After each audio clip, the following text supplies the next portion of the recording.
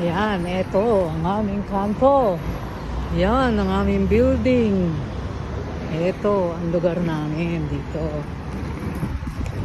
Kawit tayo.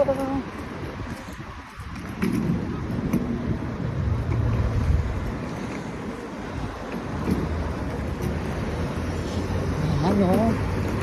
Yan.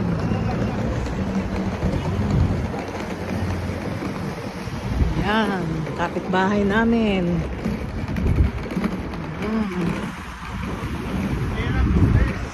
Lamig. March 25, nasa 21 degrees lang.